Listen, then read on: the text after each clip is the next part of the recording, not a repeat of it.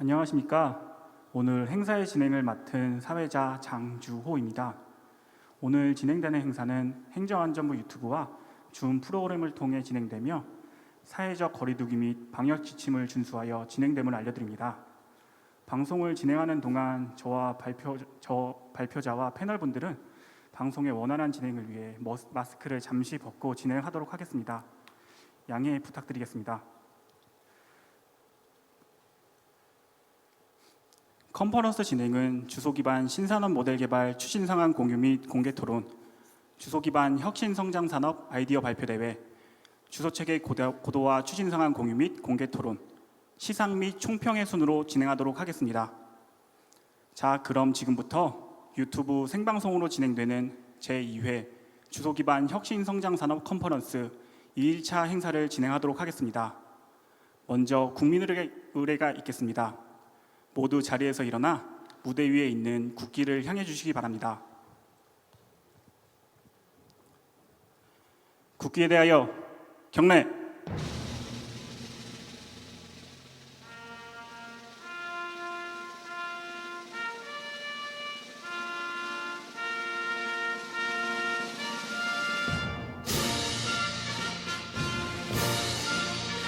나는 자랑스러운 태극기 앞에 자유롭고 정의로운 대한민국의 무궁한 영광을 위하여 충성을 다할 것을 굳게 다짐합니다.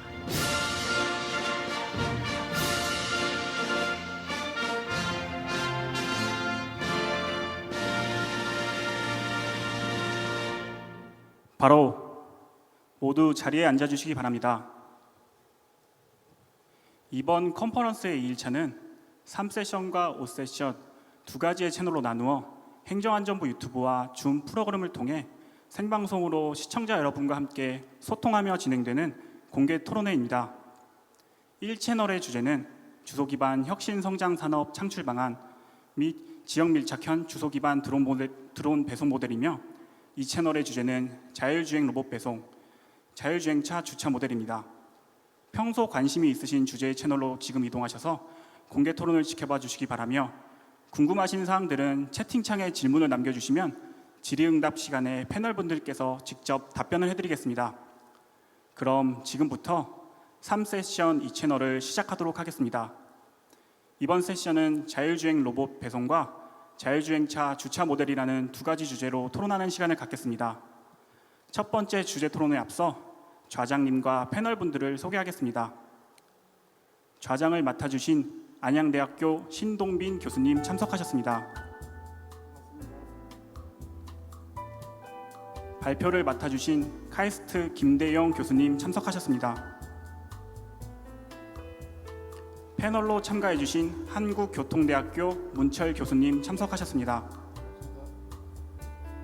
패널로 참가해주신 LX 공간정보연구원 조국 박사님 참석하셨습니다.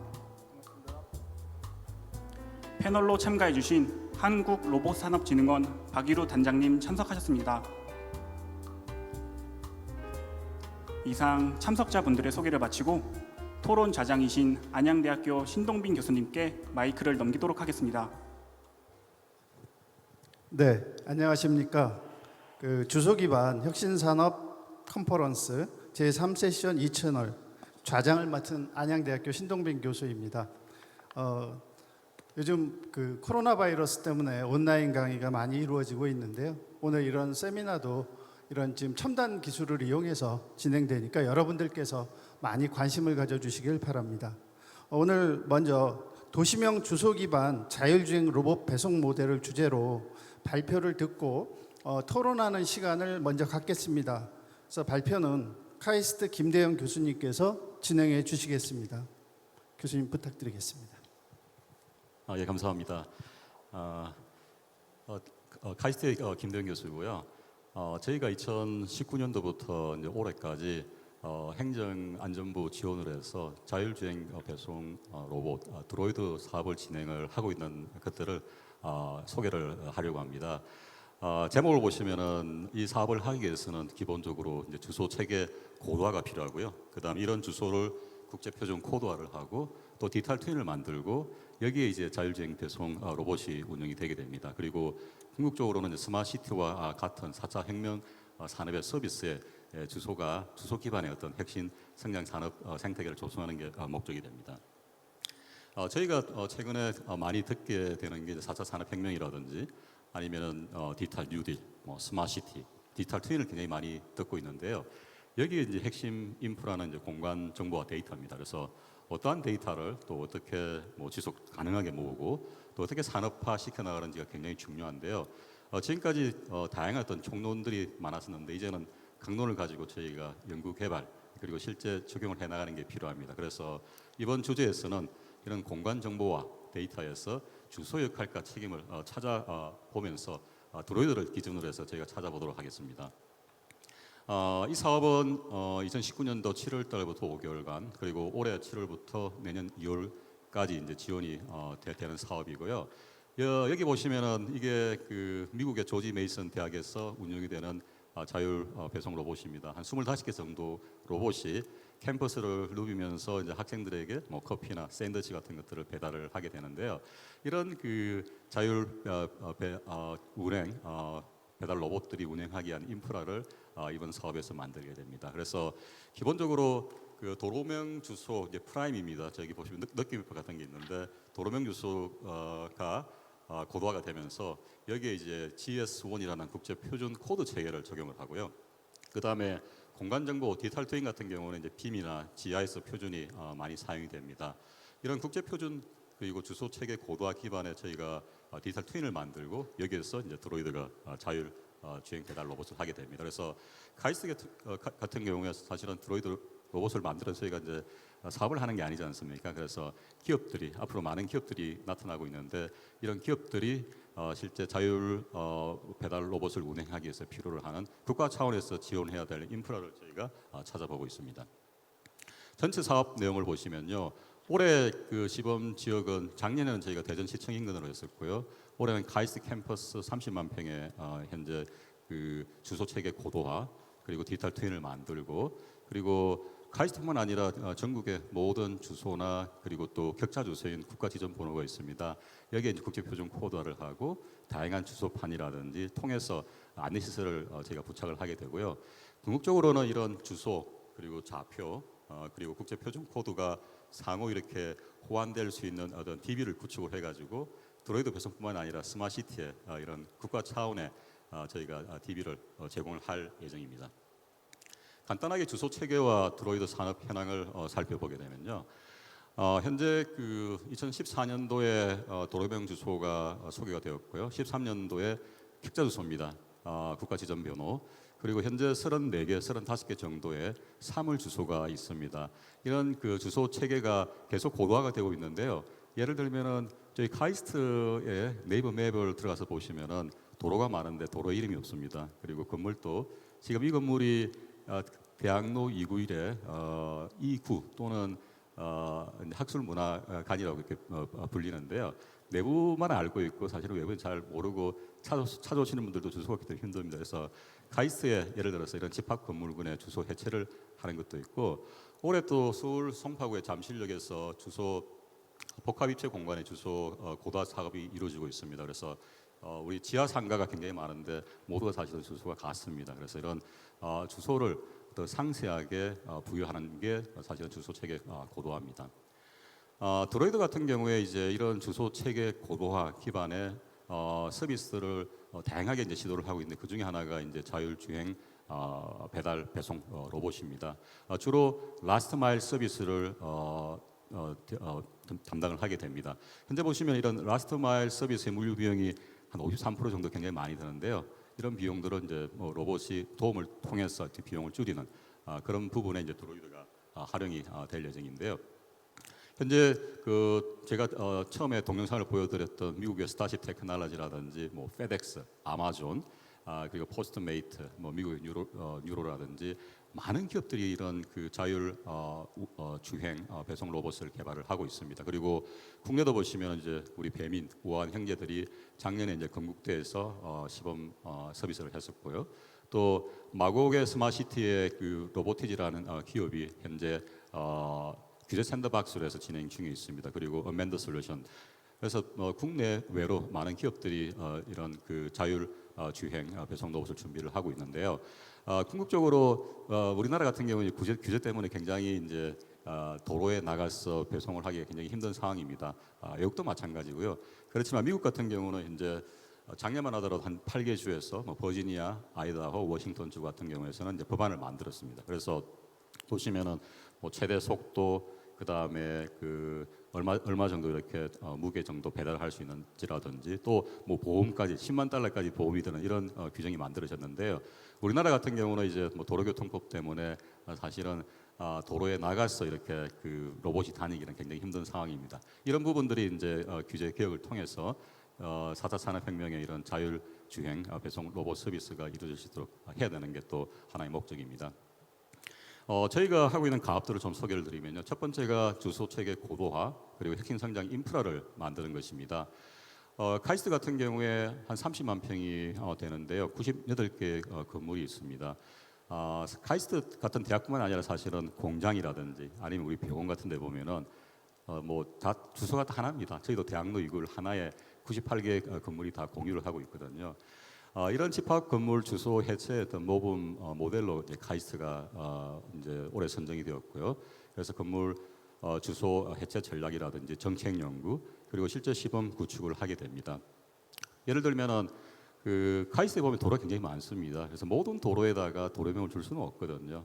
왜냐하면 짧기도 하고 굽어지고 이 도로명을 굉장히 복잡습니다. 그래서 이런 학교 캠퍼스 같은데 어떻게 도로명을 부여하고 건물 주소를 지어야 될까 굉장히 챌린징한 일입니다.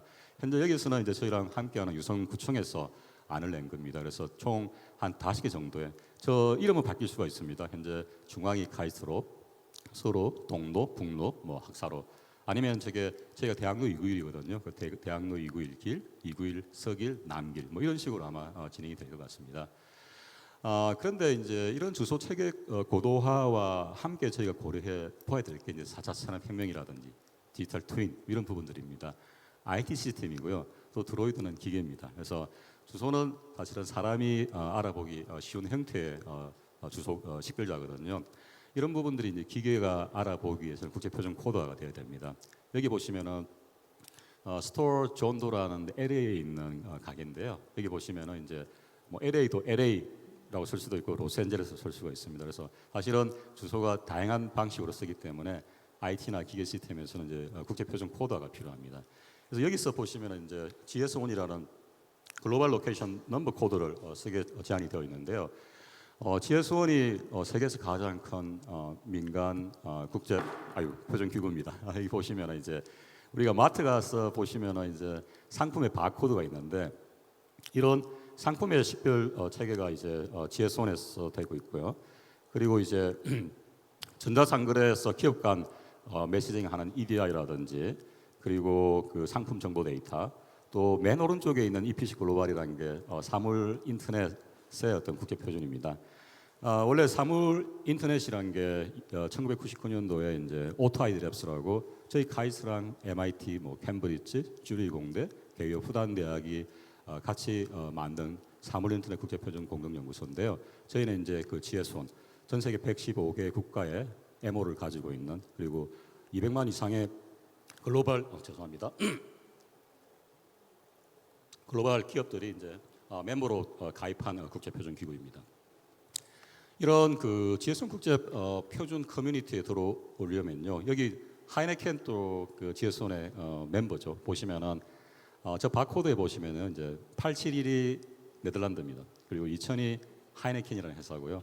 그 뒤에 번호가 이제 우리 하이네켄 맥주 형태에 따라서 다양한 코드를 가지게 됩니다.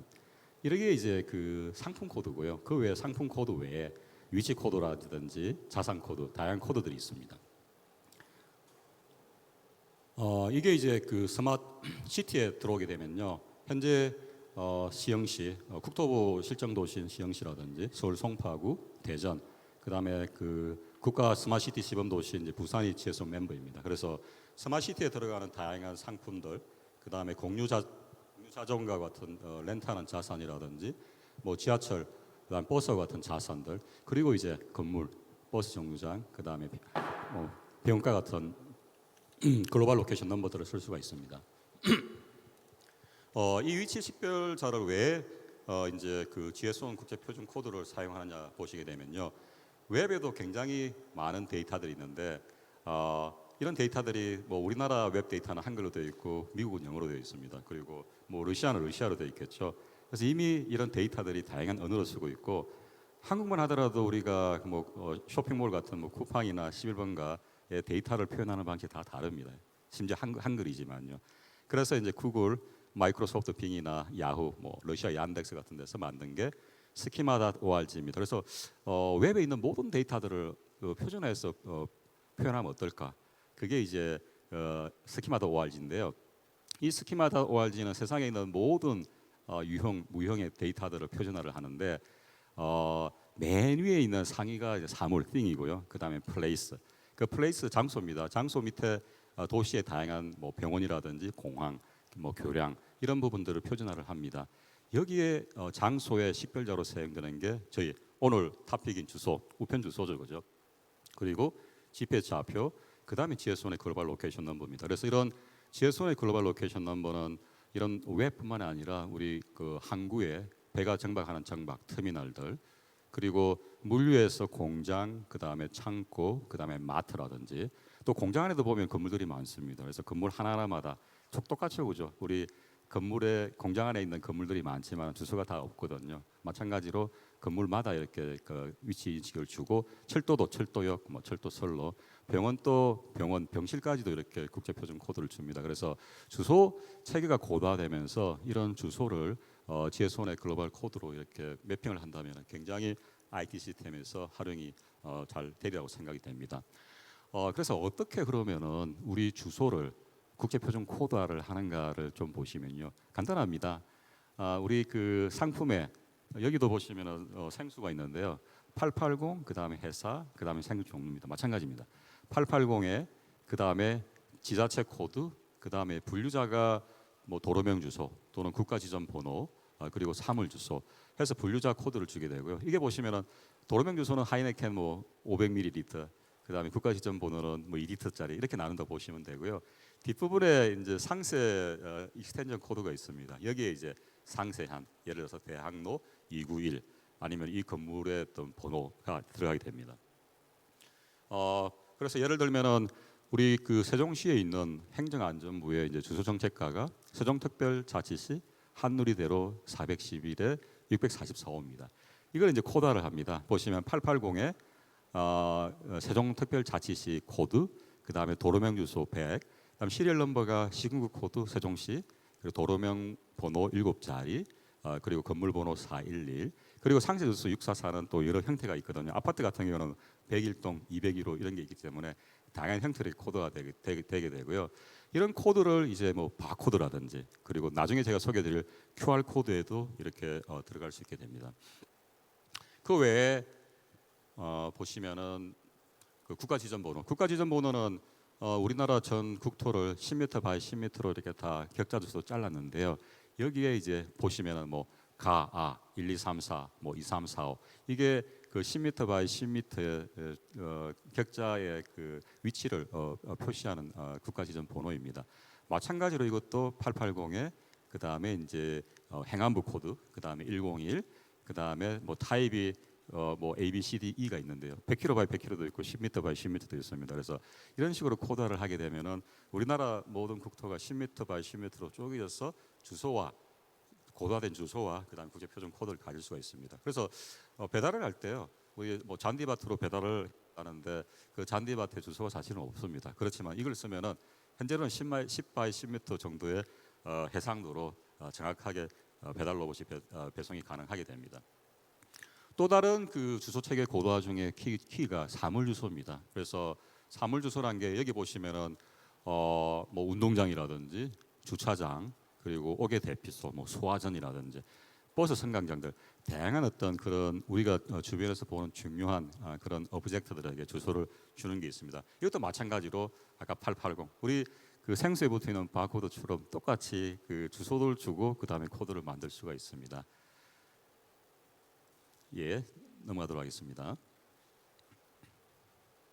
그래서 사실은 보시면은 이제 중요한 게 주소, 그리고 또 로봇이 사실 움직이기 위해서는 좌표가 필요하거든요. 좌표 그리고 국제 표준 코드, IT 시스템이 인식할 수 있는 국제 표준 코드 이 세 개를 가지고 DB를 구축을 하고 있고 연말에 DB가 나올 예정입니다. 그래서 내가 뭐 도로명 주소를 주게 되면은 그 도로명 주소에 좌표가 나온다든지요.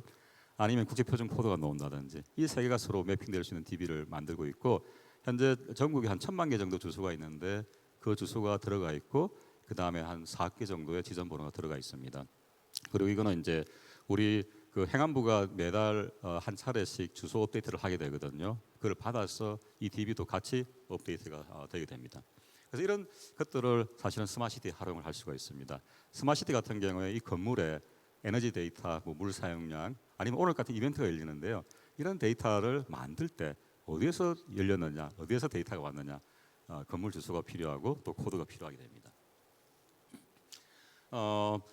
이런 걸 가지고 저희가 그 여러 가지 시범 사업들을 하고 있는데 뭐 첫 번째가 그 서울 송파구 석촌호수에 보면은 산책길이 있습니다. 아마 많이 가보실 겁니다.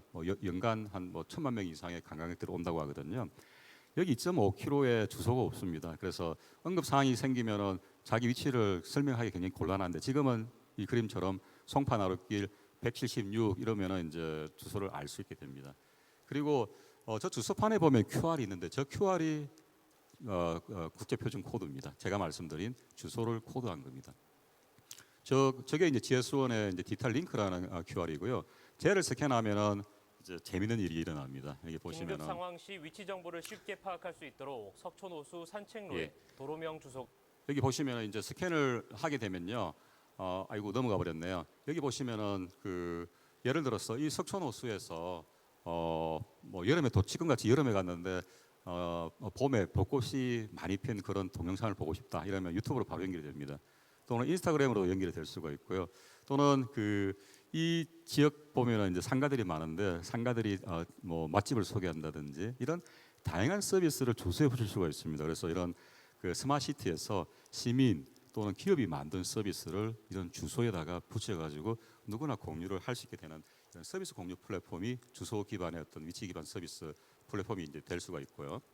그래서 이런 것들을 만들려면은 이런 주소판에 QR이든 아니면은 블루투스 비컨을 이제 가지고 비컨 안에도 주소가 들어갈 수가 있습니다. 이걸 받아서 송파에 보면은 이제 ONS 서버라는 게 돕니다. 이게 GSM 국제 표준입니다. 전화번호와 같은 겁니다. 우리 전화번호 저 김대영 넣으면은 주소랑 그리고 전화번호가 나오는 것처럼 이 주소 또는 코드를 넣게 되면은 여기에 등록된 다양한 서비스들을 연결해 줄 수가 있게 됩니다. 이게 이제 스마트시티의 시민 참여형 어떤 공유 플랫폼, 주소 기반의 플랫폼이라고 이야기를 할 수가 있게 되고요. 조금 전에 사업은 이제 행안부가 관련된 사업이고 지금 국토부에서는 그 스마트시티 실증 도시를 시흥시에서 운영을 하고 있습니다. 여기 보시면은 이제 그 BIS 같은 게 버스 인포메이션 시스템 같은 경우에 API 지자체마다 API 다르고요. 데이터 포맷 다르고 다 다르면 식별이 다 다릅니다. 이런 부분들을 이제 국제 표준으로 해서 진행이 되고 있고 그 다음에 올 연말까지 그 시흥시의 버스 승강장이 총 960개가 있습니다. 이 969의 사물 주소판이 지금 시청로 이륙처럼 보이는 게 사물 주소판입니다. 이게 설치가 되고 마찬가지로 국제 표준 코드가 QR에 식각이 되어서 여러분들이 스마트폰으로 스캔만 하게 되면은 이 버스 승강장에 버스가 언제 도착을 하는지 아니면은 뭐 미세먼지가 얼마인지 아니면 주위의 커피숍까지도 이렇게 찾아갈 수 있는 다양한 어떤 용도로 활용이 될 예정입니다. 그래서 주소가 스마트시티에 굉장히 유용하게 활용이 될 수 있다는 예제를 보이는 것이고요. 궁극적으로 이런 그 표준들을 가지고 이제 이번 사업에서는 디지털 트윈과 그다음에 드로이드 배송 시스템을 만들고 있습니다. 지금 이 그림에 보이는 게 도시입니다. 도시에 많은 건물도 보이고 강도 보이고 벼랑도 보이고 저게 도시의 오브젝트들이죠, 그죠? 이런 도시의 공간 정보를 표현하는 게 이제 빌딩 스마트라는 국제 표준 기구에서 빔을 표준을 하고요. ODC는 이제 GIS 국제 표준, 뭐 CTGML이라든지 인도어 GML과 같은 국제 표준을 만듭니다. 그런데 이런 그 표준들의 오브젝트들, 건물, 교량, 승강장, 여기 코드가 어떤 제각기의 그런 코드보다는 이런 주소가 들어가 버린다면은 이런 데이터 융합 검색, 서비스 융합 검색 이런 데 굉장히 유용하리라고 보고 그런 개념에서 디지털 트윈을 만들고 있습니다.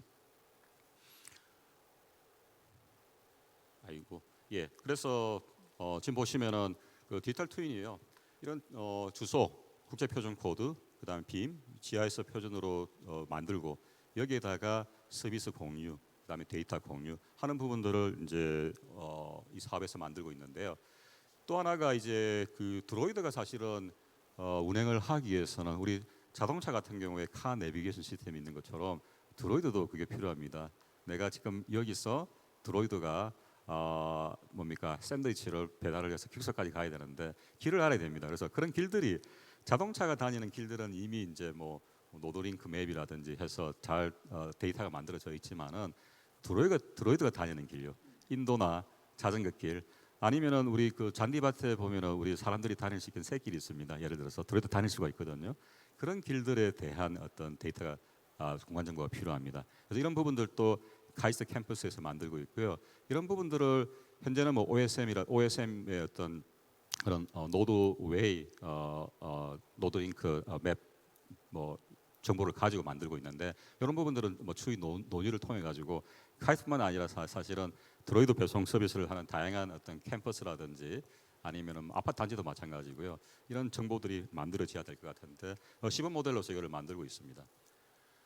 그래서 궁극적으로 이제 드로이드 배송 서비스는요. 이런 드로이드가 있고 그리고 그 다음에 앱도 있습니다. 가게가 가지는 앱, 그 다음에 이제 뭐 학생들이나 우리 직원들이 배송 서비스를 요청할 때 필요한 앱이라든지, 그 다음 딜리버리 웹 서비스, 간제 센터, 그리고 주소 고도화된 DB, 그리고 이제 ONS EPCIS라는 게 아까 국제 표준 기반의 서비스 공유, 데이터 공유 플랫폼이라고 보시면 됩니다. 저 EPCIS라는 게요. 사실은 지금 그 뭡니까 그 물류라든지 배송을 하는 기업들이 제각기 데이터를 만들어내거든요. 그래서 뭐 배송을 시작을 했다, 그럼 지금 어디에 있다, 최종적으로 배달이 되었다 이런 데이터들도 사실은 국제 표준에서는 데이터에 대한 API나 포맷까지도 다 국제 표준을 하고 있습니다. 그런 부분들을 진행을 할 예정이고요. 이게 저희가 10월 말까지 진행이 만들어지게 된다면 11월 달 정도에 카이스트 캠퍼스 내에 한 6개 정도의 가게를 통해서 서비스를 한 2주간 정도 할 예정입니다. 아침에 오더를 받아가지고 점심 때 배달을 할 예정입니다. 학생들은 이제 뭐 무료 쿠폰을 준다든지 할인 쿠폰을 줘서 많이 동참을 하게 할 테고 그 다음에 데이터를 많이 모을 예정입니다. 이게 이제 전체적인 드로이드 시스템이고요. 이걸 하기 위해서 저희는 이제 카이스트 심현철 교수님이 이런 드로이드 자율주행 로봇을 만들고 있는데요. 작년도에는 굉장히 급하게 만들었습니다. 좀 투박하게 보이는 로봇인데요.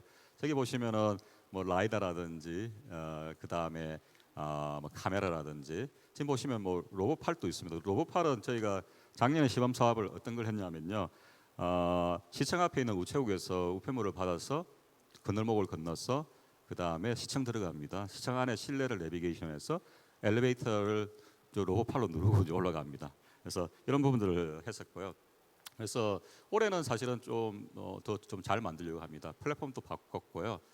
그리고 뭐 디자인 외관도 훨씬 더 낮게 저희가 꾸미고 있습니다. 그리고 이제 뭐 작년 1차년도 같은 경우에 이제 드로이드의 위치를 찾는 부분들이 보시면은 라이다로 맵을 만들고요. 그 다음에 드로이드가 이제 자기 주행을 하면서 라이다에 어떤 그런 로컬 맵이 나오면은 비교를 해서 자기 위치를 찾는다든지, 그리고 AI 카메라가 있어가지고 신호등도 이제 파란색 그 다음에 빨간색을 구분해서 건너게 됩니다. 예, 저런 부분들을 했었는데 올해는 조금 더 이제 그 30만 평이거든요 카이스트가요. 그래서 여기서 운행을 하기 위해서는 GPS 음영 지역도 있고 그래서 다양한 센서를 써가지고 위치를 저희가 찾는 것들, 그리고 아까 이제 그 노드링크 맵이죠, 그죠? 드로이드가 다닐 수 있는 길들의 DB를 가지고 최적의 경로를 설정해서 운행하는 것들을 만들고 있습니다. 현재 작년에 만든 드로이드로 카이스트 캠퍼스를 주행하는 실내와 실외를 주행하는 것들을 보여드리고 있습니다. 이거는 작년에 저희가 그 이제 밤에 시험을 한 건데요. 한번 좀 전체 동영상을 보면 설명드리겠습니다. 그래서 일단 학생이 오더를 하게 되면요, 이제 드로이드가 물건을 싣고 주행을 합니다. 우체국이 둔산 우체국입니다. 그래서 경사로를 따라서 내려가게 되고요. 사람들이 많으면은 뭐 피해도 가고요. 그 다음에 저기 빨간불이니까 지금 건너지 않고 있습니다. 전체 다 자율주행으로 합니다. 파란불이면은 이제 택시를 또 피해서 건너목을 건너고 이제 잽싸게 시청으로 가고 있습니다. 10배속이라 해서 좀 실은 한 4km 정도 나오던가요? 예, 그 정도 속도가 나오게 되는데요. 시청으로 들어가는 주차장에 건널목을 또 건너게 되고요. 그 다음에 차들이 주차해 있는 이제 주차 공간을 자율주행을 해서 이제 시청 앞에 이제 현관으로 가고 있습니다. 예. 그리고 이제 저기 들어가면은 이제 시청 현관이죠, 그죠? 현관에 자동 문이 열리게 되고, 예. 그 다음에 이제 실내를 내비게이션을 해서 엘리베이터 앞으로 가서 엘리베이터를 타고 올라가게 됩니다. 저 사진을 찍을 때는 엘리베이터는 제가 시연하지는 않았던 거고요. 그 다음에 드로이드에 보시면 이런 패널이 있습니다. 그래서 자기 위치라든지 그리고 이 AI 카메라가 있어가지고요. 밖에 이제 현장 상황들을 인식을 해서 그다음 저 데이터도 사실은 표준화된 형태로 저장이 되게 됩니다. 그리고 석촌호수에 뭡니까 그 주소판을 찍으면 다양한 서비스 연결되는 것처럼 이 드로이드 자체도 식별 코드가 있습니다. 그래서 다양한 서비스로 연결이 되고 모든 데이터들, 뭐 사실은 드로이드의 생산부터 그 다음에 운행 이런 데이터들이 표준으로 모이게 됩니다. 그리고 여기 보시면은 이제 디지털 트윈입니다. 그래서 디지털 트윈에 저 모든 건물에 이제 주소와 이제 국제 표준 코드가 있고요. 드로이드라든지 버스가 운행하는 정보들도 다 표준 데이터로 받아서 보여드리고 있습니다.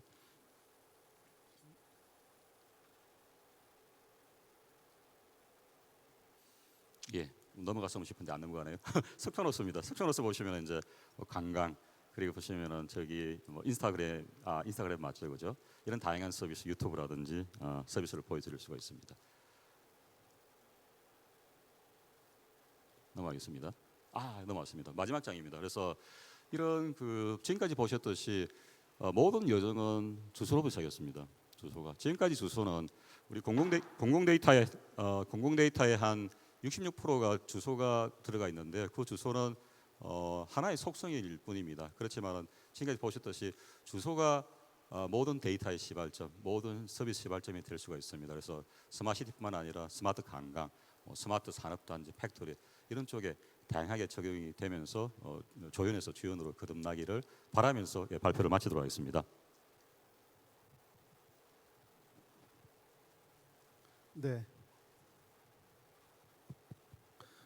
김대영 교수님의 그 주제 발표가 있었는데요. 아주 흥미로운 그러한 주제인데 특히 그 주소와 공간 정보의 중요성 이런 부분도 이제 상당히 강조를 해주셨고요.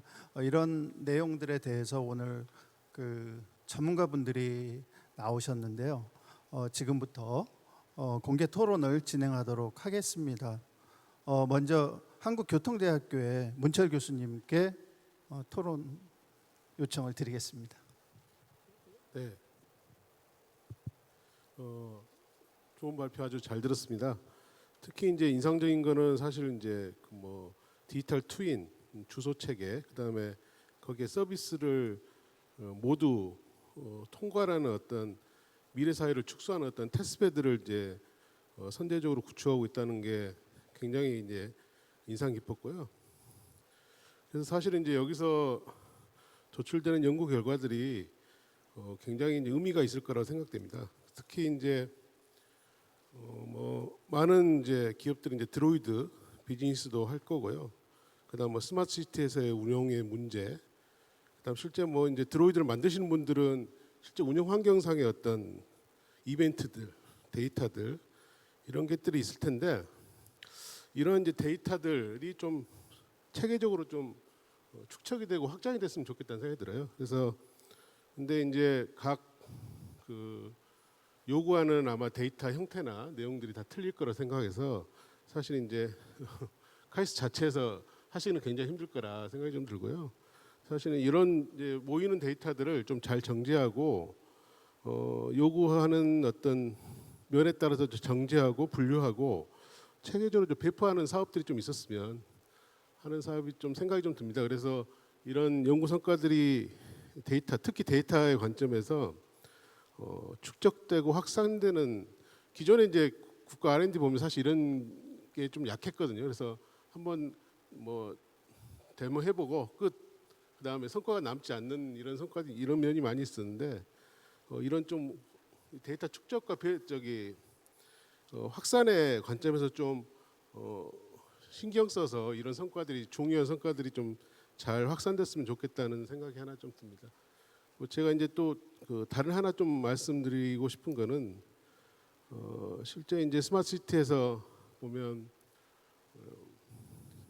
공간적인 어떤 해상도 문제가 사실은 10 x 10이 아니라 이제 뭐 1m x 1m 그래서 또 계속 확장될 필요가 있을 것 같고요. 사실 스마트 시티에도 뭐 다양한 센서들이 있을 텐데 또는 뭐 다양한 사물들이 사실 더 밀도 있게 이제 배치될 것 같은데 그런 어떤 확장성의 관점에서 확장이 가능한 주소 체계 그리고 앞으로 이제 사물이나 센서들이 뭐 계속 업데이트되고 위치가 바뀔 텐데 어떤 계속 수동적으로 사람이 할 수는 없는 거고 그래서 어떤 자동화 관점에서 유리한 어떤 주소 체계들이 한꺼번에 같이 고민되면 좋지 않을까 하는 생각이 듭니다.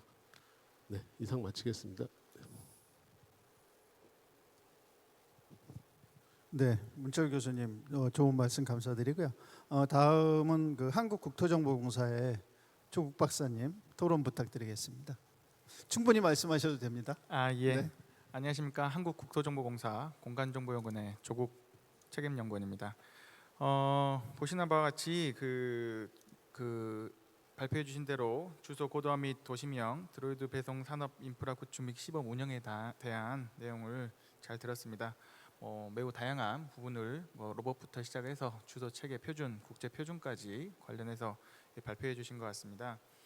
먼저 저희 LX 같은 경우는 도로명 주소나 말씀하신 국가 지정번호나 사물 주소 관련해서 그런 체계 구축 및 지원을 저희가 전담하면서 지원을 하고 있습니다.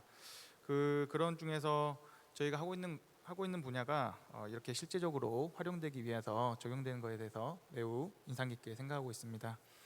먼저 국가의 관점에서 봤을 때도 뉴딜 산업에 로봇 IoT 등 첨단 물류 기술 테스트베드 구축이 한 분야가 있습니다. 그런 분야에 특히 디지털 물류 실증 단지 구축하는 부분이 있는데요. 이러한 주소 기반 주소 기반 부분들이 새롭게 스마트 시티를 포함해서 디지털 물류 실증 단지에도 적용이 되면 훨씬 더 많은 효과가 있을 거라고 생각을 하고 있습니다. 그리고 대부분 주소라는 게 저희가 생각하는 게는 말씀하신 것처럼 격자를 10 by 10 어떻게 상세화할 것인가 라는 부분에서 많은 고민을 가지고 있습니다. 저희도 마찬가지로 공간 정보를 구축을 할 때 물론 세밀하고 정확한 거는 모두 다 인정을 하지만 필요성은 인정을 하지만 결국에는 그에 많은 시간과 돈이라는 게 결부될 수밖에 없습니다. 근데 기존에 있었던 도로명에다가 말씀하신 것처럼 사물 주소나 미래 신사업에 필요한 부분들을 좀 더 세밀한 부분에서 접근이 됐다는 부분들에서는 매우 의미한 바가 크고 다음 단계로 산업에 적용될 수 있는 부분이라고 생각을 하고 있습니다. 먼저 저희가 도로명 주소를 국가적으로 진행을 했을 때도 항상 새로운 주소가 나오게 되면은 기존에 있는 시스템과의 사실 혼재하는 부분들이 발생할 수밖에 없습니다. 그래서 저희도 마찬가지로 도로명 길라잡이라는 시스템을 구축해서 그런 지원 되도록 빠르게 좀 더 앞서 나갈 수 있는 도로명 주소 체계가 적용될 수 있도록 노력을 하였는데요. 관련된 것처럼 이제 모두 다 표준을 적용하는 것에 대해서는 모두 다 동일하지만 기존에 있는 시스템과의 어떻게 빠르게 하면서도 약간의 혼재를 좀 줄일 수 있을까 하는 방향에 대한 부분들도 앞으로 조금 더 논의를 할 필요가 있다고 생각이 듭니다. 그리고 마찬가지로 지금 현재는 저희 도로명 주소가 실제로는 드로이드 산업에 관련돼서 적용하는 부분이 있는데 앞서 마찬가지로 드론 자체에 대한 많은 기술들이 필요할 것 같습니다. 로봇에 대한 부분들, 또 기존에 있는 사람과 연계되는 부분들, 또 실내로 나오는 동영상을 보여주셨는데 실내로 나오면서 나오는 갖가지 문제점들, 결국에는 이러한 부분들이 법과 제도에 대한 영향가 있다라고 생각이 듭니다. 그래서 실제 산업이 이루어지기 위해서는 도로명 주소를 기반해서 그 실제 산업에 관련된 그 법과 제도에 관련 부분까지 연계가 된다면 그에 대한 파급 효과가 많이 클 것으로 사료됩니다. 예, 제가 우선은 여기까지 답변을 드리도록 하겠습니다. 네, 조국 박사님 감사합니다. 그 다음은 그 한국 로봇 산업진흥원의 박일우 단장님 토론 부탁드리겠습니다. 네, 네, 안녕하십니까. 한국로봇산업진흥원의 박일우라고 합니다. 저희 진흥원에서도 이제 자율주행 로봇에 대한 이제 서비스 실증 부분들을 지금 많은 이제 기업들하고 이제 같이 좀 진행을 하고 있는데요. 자율주행 로봇이 이제 상용화돼서 이제 사업화되고 이제 실생활에 이제 적용되기 위해서는 다양한 것들이 이제 이루어져야 되는 부분들이 있습니다. 아까 이제 말씀하셨던 것처럼 이제 환경, 그러니까 주소라든가 이런 체계에 대한 환경 문제도 필요한 부분이 있고요. 그리고 이제 자율주행 로봇이 이제 돌아다니기 위해서는 법적인 문제에서 이제 해결해야 되는 문제들, 그리고 이제 이 자율주행 로봇이 이제 다니면서 이제 사람들하고나 대인이나 대물에 대한 피해를 줬을 경우에 이제 이런 보상 체계 부분도 필요한 부분들이고요. 그리고 이제 이게 이제 통신이나 이제 이런 것들이 연결이 되면서 이제 해킹에 대해서 이제 하는 문제들, 도난에 대한 문제들, 이제 이런 것들이 좀 필요한 부분들이고요. 이런 것들을 이제 어느 정도 이제 해결하는 과정에서 서비스가 이제 얹어져서 어떤 서비스를 제공할 것이냐에 대해서 이제 고민이 좀 필요한 부분들이 있습니다. 근데 이제 이런 것들이 이제 진행이 되는 부분들이 어쨌든 지금 이제 국토교통부나 행정안전부, 산업통상자원부, 중소기업 벤처부 뭐 이제 이런 부분들에서 다양하게 이제 좀 산재돼서 지금 이루어지고 있는 부분들이거든요. 환경이나 이제 이런 것들은 이제 행정안전부나 이제 이쪽에서 지금 되는 부분들이나 또 어떤 이제 공간 데이터나 이제 이런 부분들은 또 국토교통부에서, 아니면 제도적인 부분들은 교통부에서 지금 하고 있는 부분들이고, 로봇 기업에서 이제 그런 서비스라든가 이제 이런 제품들을 플랫폼을 개발을 하는 것들은 이제 산업부, 그리고 이제 규제 관련된 부분들은 지금 중소벤처분부에서 이제 진행하고 있는 것들인데요.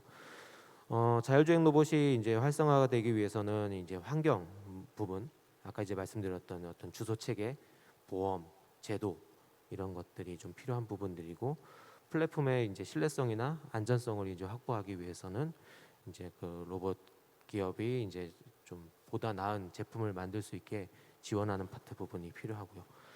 그리고 이제 이것들을 활용해서 이제 서비스 되기 위해서는 제조사가 사실은 이제 서비스하기는 조금 어려운 부분들이 있습니다. 그래서 지금 현재 보시면 이제 우아한 형제들이 이제 배송 서비스를 로봇을 가지고 매개체로 이제 하나의 툴로 이제 활용하는 부분들이 있기 때문에 그런 서비스를 이제 활용할 수 있는 기업들과 협업할 수 있는 체계를 좀 만드는 게 좀 중요하다라고 좀 생각이 되는입니다. 저희 진흥원에서도 이제 지금 올해부터 이제 우아한 형제들하고 이제 해서 실내 배송 부분 지금 진행을 하고 있고, 실내 배송 부분도 이제 사실은 이제 고민을 지금 하고 있는 상황입니다. 로보티즈가 이제 지금 마곡에서 이제 실내 배송을 하고 있는데, 여기 이제 실증 특례로 이제 진행하고 있는 부분들이 있는데, 이쪽은 안전성에 대한 부분만 우선 이제 점검을 좀 하고 있는 부분들인데요. 여기에 이제 서비스를 붙여서 효용성이 있는지 실효성이 있는지를 좀 봐야 되는 문제들이 있습니다. 그래서 이런 부분들을 지금 이제 연구 개발 단계에서 부처 간 이제 협업을 통해 갖고 같이 함께 협력을 하면 좀 좋은 모델들이 좀 있지 않을까라는 생각이 듭니다. 예, 이상입니다. 우리가 아직도 이 코로나 바이러스 때문에 마스크를 쓰는데요. 이 지금 마스크를 썼다 벗었다 하는 부분이 익숙치가 않아서 지금 박일호 단장님 마스크 벗고 하셔야지 좀 더 확실하게 이 전달될 수 있었는데, 마스크를 쓰고 하시는 바람에 조금 알아듣기 힘드신 그런 부분들이 있었을 것 같아요. 그래서 조금 이따 제가 잠시, 오늘 좀 시간이 조금 여유가 있기 때문에 다시 한번 좀 말씀하실 수 있는 기회를 드리고요. 지금 이제 여러 가지 지금 토론하시는 분들이 뭐 많은 말씀을 해주셨어요. 실제로 구축된 데이터를 어떻게 효율적으로 활용하고 축적하고 뭐 이런 부분들의 중요성을 어떻게 해결할 것인가, 또 제도적인 문제 때문에 여러 가지 그런 그 기술이 있음에도 불구하고 적용하는데 한계가 있을 것 같은데 이런 부분들이 규제 개혁 차원에서 과연 될 것인지 아니면 법제도적으로 누군가가 빨리 좀 나서서 해줘야 될 이런 부분들도 있는 것 같은데 이런 부분들 지금 토론하시는 분들이 좀 말씀해 주신 것에 대해서 우리 연구 책임자이신 김대영 교수님께서 좀 또 일정 부분 또 답변을 해주시든지 아니면 부가적인 설명을 해주실 게 있다면 한번 좀 더 시간을 드릴 테니까 한번 말씀을 좀 해주시죠. 예, 다들 아주 중요한 포인트를 잘 찍어주셨는데요. 첫 번째 이제 데이터를 어떻게 좀 이렇게 많이 모을까 이런 부분들이 상당히 중요합니다. 그래서 지금 여기가 주소도 식별 체계를 저희가 GS1이라는 산업 비즈니스의 국제 표준이거든요. 현재 드로이드에서 그 만들어내는 모든 데이터들도 이제 그 GS1의 국제 표준, 사실은 유통 물류의 어떤 그런 표준 데이터로 모읍니다. 조금 이제 주소를 떠나서 물류 쪽 좀 설명을 드리면요. 우리가 그 공장에서 물건을 만들어서 컨테이너 싣고 그게 트럭에 실려서 이제 항구로 가면 이제 선박에 실려서 또 외국에 도착을 하게 되고요. 그 다음에 철도에 다시 이제 기차에 이제 컨테이너 실려서 최종적으로 이렇게 배달이 되게 됩니다. 근데 이게 이제 물류의 이력치적이 보면은 굉장히 많은 국가와 그 다음에 기업이 사실 인발브가 되는데 다 지금까지는 다른 방식으로 데이터를 모았거든요. 그래서 그런 부분들이 이제 선박, 그러니까 해운이죠, 그죠? 그리고 철도, 그 다음에 이제 또 일부 이제 육류 같은 육상 이제 물류에서는 이제 적용 시작을 하면서 사실은 이런 그 상품의 생산부터 유통 물류, 최종적으로 판매까지의 모든 데이터들을 그러니까 GS1의 EPCIS로 갑니다. 이게 국제 표준 데이터 포맷입니다. 아까 식별자가 13개 있다 있거든요. 상품 식별자도 있고 트럭도 있고 기차도 있고 그다음에 이제 뭐 컨테이너라든지 그다음에 이제 그 주소가 있습니다. 기차역이라든지 그다음 항만 아까 제가 말씀드렸는데 그래서 전 세계는 이제 유통 물류의 어떤 그런 데이터를 국제 표준으로 모아가고 있습니다. 그런데 그런 부분들이 아직까지 이제 국내에서 많이 적용이 안 되고 있는데요. 아까 조국 박사님께서 말씀하신 디지털 뉴딜의 물류 있지 않습니까, 그죠? 그 물류도 사실은 이제 각각이 데이터를 만드는 것보다는 이런 국제 표준을 가지고 한다면은 이 데이터가 한 기업이 만들면은 양이 1밖에 안 되지만은 10개 참여하는 모든 기업이 표준을 만들면 10개가 되거든요. 그다음에 이렇게 표준을 만들어 놓으면은 우리가 AI 학습하기도 굉장히 편합니다. 왜냐하면 지금까지는 데이터들이 다 다르기 때문에 클렌징 한다든지 이제 뭐 딥러닝을 하기 위해서 준비하는 과정이 굉장히 많았었는데요. 이런 모든 데이터들이 식별자든 데이터 포맷이든 데이터에 의미하는 어휘 이런 것들이 표준화 된다면 굉장히 이제 AI 쪽에 많이 잘 적용이 될 것 같고요. 그래서 저는 이제 이런 그 스마트시티 포함해서 뭐 작게는 이런 자율주행 배송에 나오는 데이터들이 각자 기업이 자기 데이터도 가지지만은 공유할 수 있는 그런 국제 표준 데이터로 가는 게 맞다고 생각하고 그 부분을 저희가 사업에 현재 실험을 하고 있습니다. 또 하나가 이제 그 공간 해상도도 사실은 말씀을 하셨고 그다음에 이제 예산이 많이 든다는 또 이런 말씀도 하셨는데 현재 주소 고도와 아까 격자 주소가 10 by 10m, 10m by 10m입니다. 그 말은 뭔가 하면 저희 여기 앉아 계신 분이 여섯 분인데 이 자리를 보면은 이제 다 한 곳에 앉아 있는 것이 되거든요. 그래서 우리가 데이터를 만들 때 저는 여기 앉아 있고 우리 문철 교수님은 세 번째 칸에 있지 않습니까? 그러면은 그 정보를 하기 위해서는 다시 주소가 조금 더 세밀화되는 게 필요합니다. 그리고 또 높이도 필요하거든요. 그래서 이런 부분들이 사실은 뭐 국토부 쪽 관련돼서도 뭐 3차원의 또 세밀한 어떤 그런 격자 주소 체계가 만든다고 알고 있습니다. 이제 그런 부분들이 현실화되고 기업이 쓰려고 하려면은 이제 그 국가의 어떤 주소 체계로 들어오면 참 좋을 것 같거든요. 그래서 그런 부분들이 진행이 되고 있기 때문에 어떤 그 해상도 문제들은 앞으로도 계속 가야 될 것 같고요.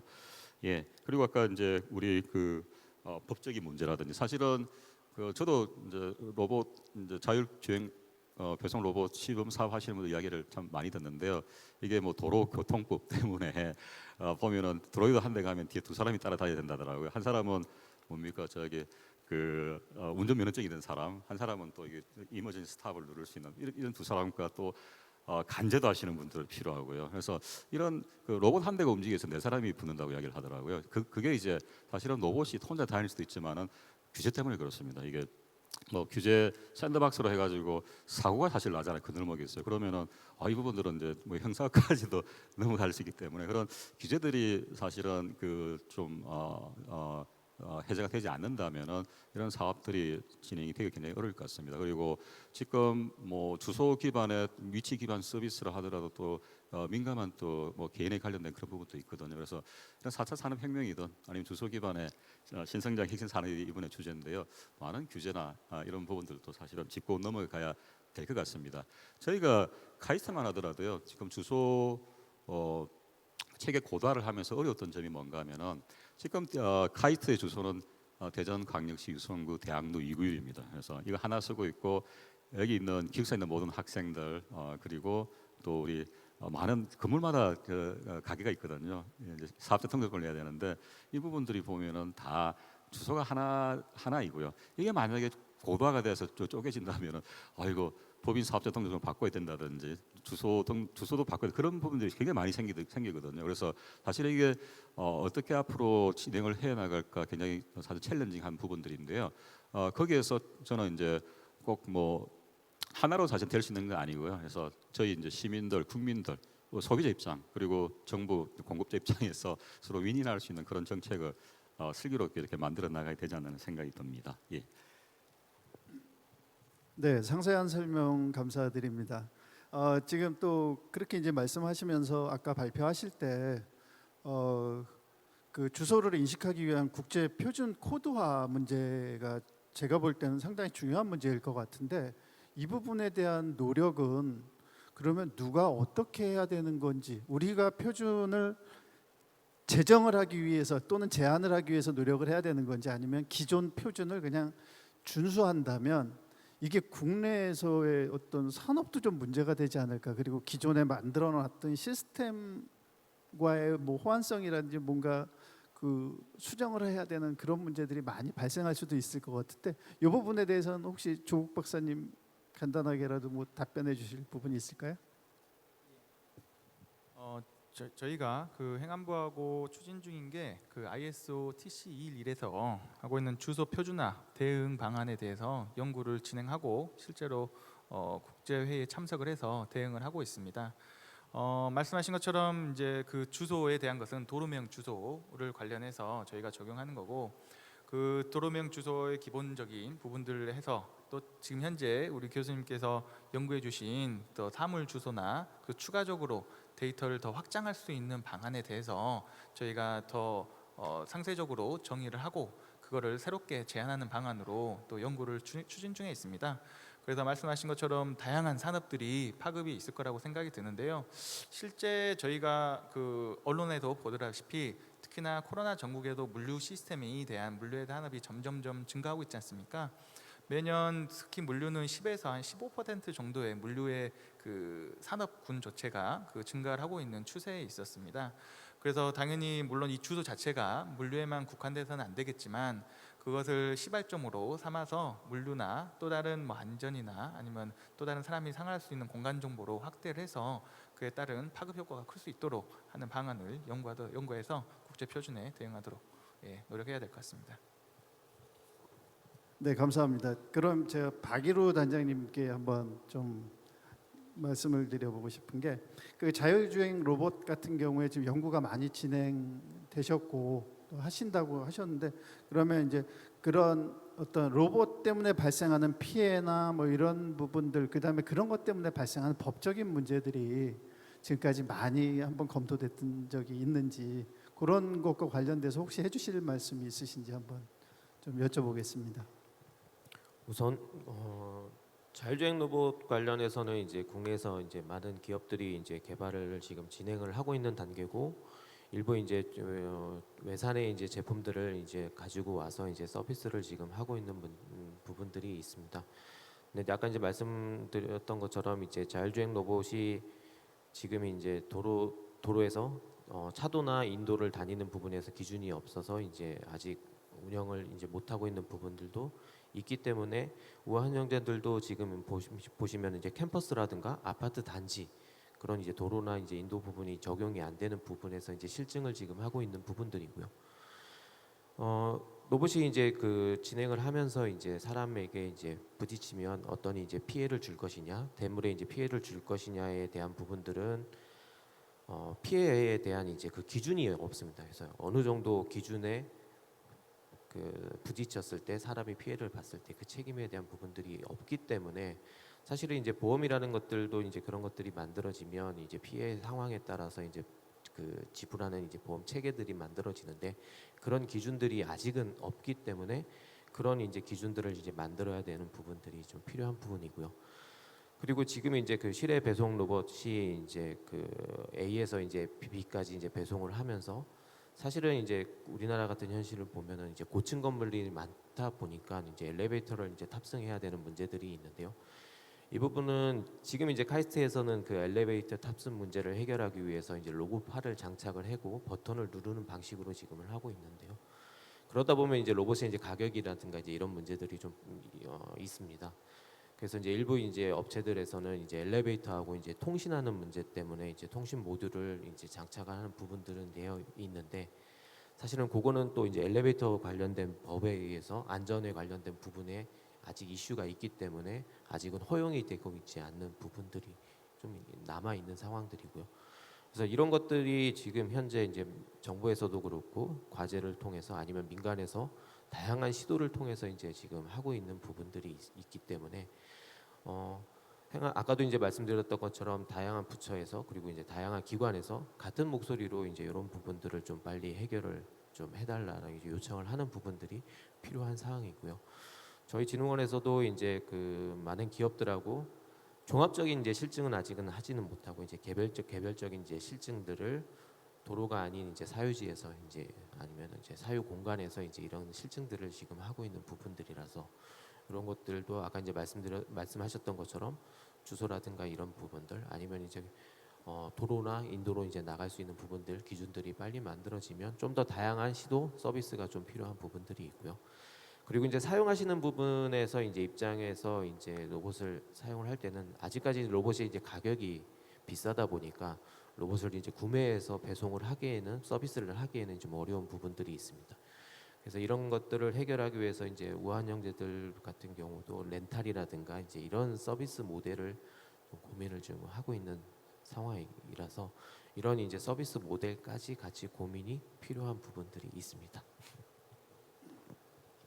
네, 상세한 답변 감사드리고요. 지금 토론하시는 분들이 여러 가지 답변을 추가로 해주셨는데 혹시 문철 교수님 뭐 데이터의 중요성, 축적과 활용의 중요성에 대해서 말씀을 하셨었는데 그 부분에 대해서 좀 더 뭐 강조하시고 싶은 생각이 있으신지요? 네. 뭐 김대현 교수님 저보다 데이터 쪽은 더 전문가시니까 많이 잘 정리를 해서 하실 것 같고요.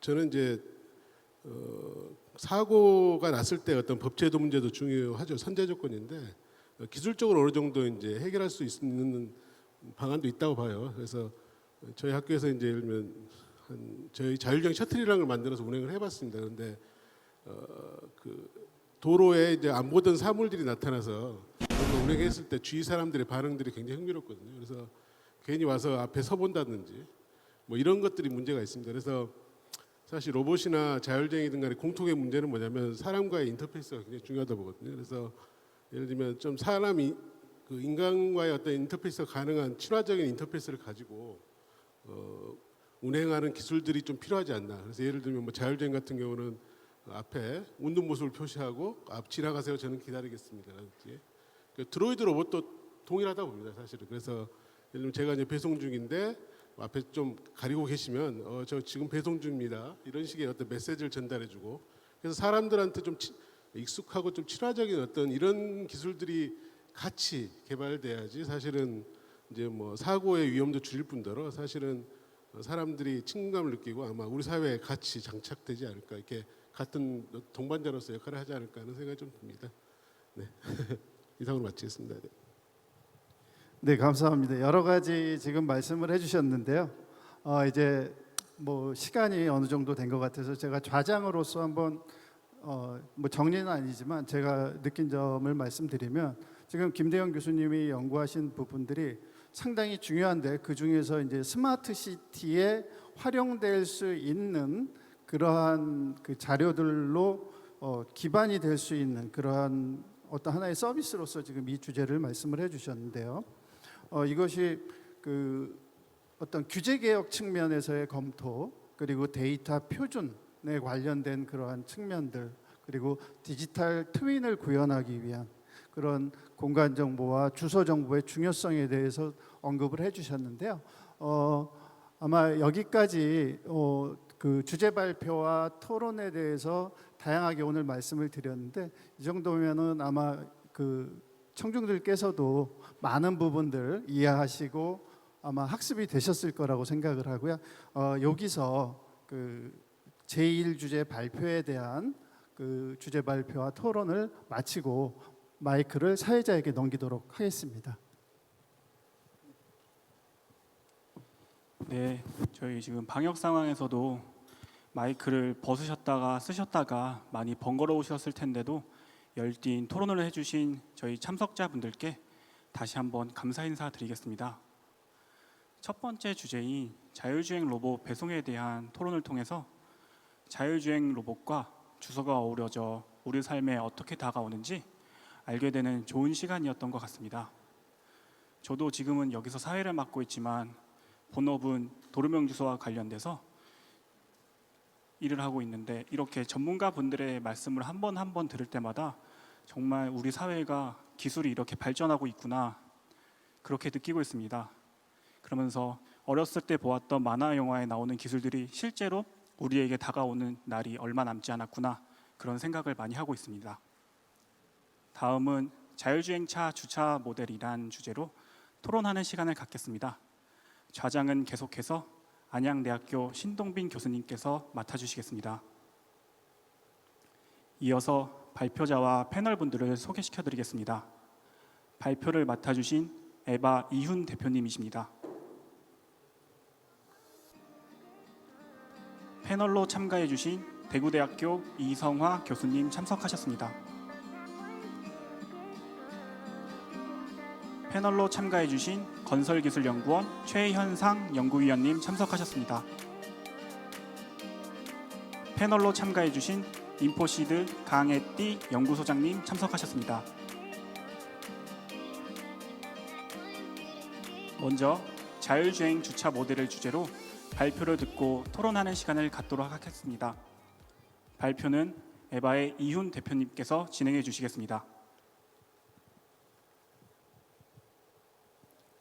예, 안녕하십니까. 주식회사 에바의 대표 이훈이라고 합니다.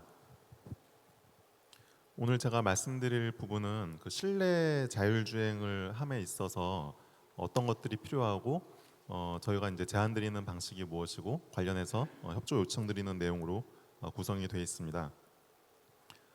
먼저 실내 자율주행의 필요성에 대해서 말씀을 드리겠습니다. 볼륨 조금만 줄여주시겠습니까?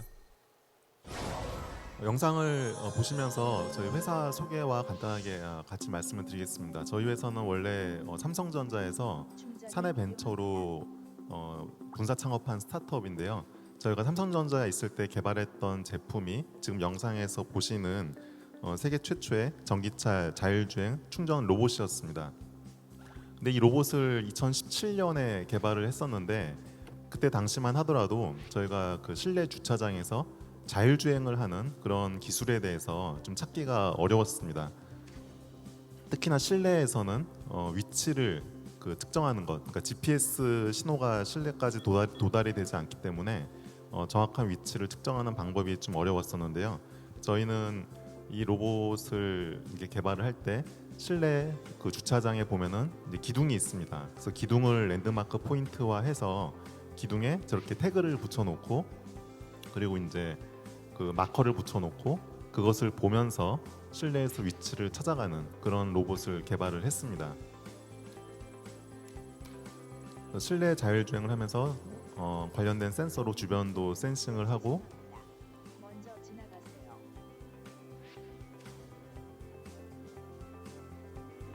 그래서 위치를 이제 근처에 다 다르게 되면은 이제 저희가 이 전기차에 붙여놨던 그 마커를 인식을 해서 아주 가까이 근접해서 다가가게 됩니다.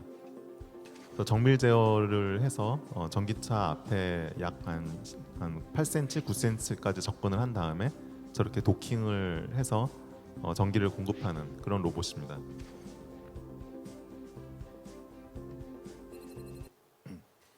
예. 근데 지금 이제 최근에 이제 코로나 시대가 되면서 언택트가 테마로 뜨면서 저렇게 실내에서 이렇게 배달하는 로봇들도 많이 나오고 있는데요. 지금 이제 저희가 개발한 방식도 그렇고 각각의 로봇들이 이제 실내에서 자율주행을 할 때 위치를 찾는 방식들도 저마다 각자의 방식으로 사용을 하고 있습니다. 그런데 미래가 됐을 때 이런 자율주행, 실내 자율주행에 대한 측위 방식들이 어떤 표준화가 되지 않는다면 각 건물마다 또는 서비스하는 회사마다 이렇게 기술과 표준이 파편화가 되면은 좀 일반적으로 확산되기가 어려울 것입니다. 그리고 정부에서도 얼마 전에 발표했던 그 자율주행 로드맵에 보면은 2027년을 목표로 완전 자율주행을 목표로 상용화를 하겠다라고 발표를 했습니다. 특히 그 완전 자율주행 섹션 쪽에 보시면 자동 주차 그리고 주차장 원격 제어가 있는 것을 보실 수 있는데요. 그러면은 이제 완전 자율주행이 됐을 때 주차까지 가능했을 때 좀 이제 어떤 시나리오가 펼쳐질지를 옛날에 구글에서 발표했던 영상이 있어서 좀 발췌를 해봤습니다. 이 영상은 구글에서 2012년에 발표했었던 내용인데요. 이렇게 자율주행 차를 타고 스스로 운전하는 차를 타고 이렇게 이동을 하는 모습이고요.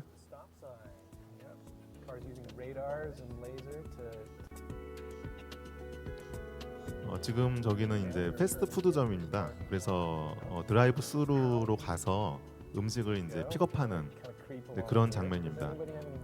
I've got money. No, I've got my wallet right here. You roll down your window and order a burrito. Yeah, push that. I'm doing very well. How are you today? 그리고 또 도로로 나와서 주행을 하다가 이번에는 이분이 이제 상점에 들려서 세탁소에 들려서 이제 세탁물을 픽업하는 그런 장면입니다. 지금 영상에서 보시면 아시겠지만 이제 도로 주행뿐만 아니라 정확한 위치에 이 상점 앞에 주차한다든지 드라이브스루 진입로까지 이제 들어간다든지 이렇게 세밀하게 주차장에서 제어하는 그런 모습들을 볼 수가 있습니다.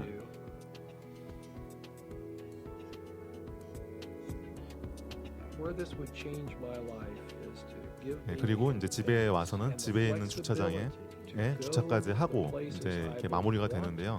사실 지금 영상에서 보시는 운전자석에 앉아 계신 분은 시각 장애인입니다.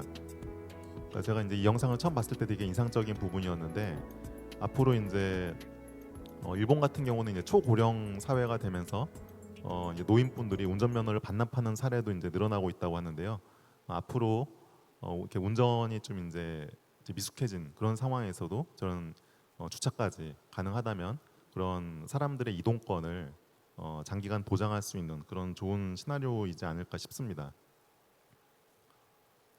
지금 보셨다시피 이 자율주행이라고 하면은 보통은 일반적으로 도로에서의 자율주행을 중심으로 생각을 하는데요. 사실 시작과 끝을 생각해 보면은 주차에서 주차로 끝납니다. 주차장에서 도로로 나오는 과정 그리고 도로에서 주차장으로 들어가는 과정. 그래서 저는 이제 이것을 엔드 투 엔드 자율주행. 그래서 주차부터 주차까지 돼야 된다. 그래야 진짜 자율주행 시대가 오는 것이다라고 생각을 하고 있습니다. 근데 지금 이제 우리나라 같은 경우는 보면은 이제 실내 주차장 환경도 굉장히 많은데요. 특히 실외도 당연히 필요하지만 실내에서 자율주행을 위해서 어떤 요구사항들이 많이 이제 필요한데 그것들에 대해서 간단하게 말씀드리겠습니다. 지금 보시는 거는 그 화성의 KCT라고 세계 최고의 자율주행차 실험 도시입니다. 규모가 굉장히 큽니다.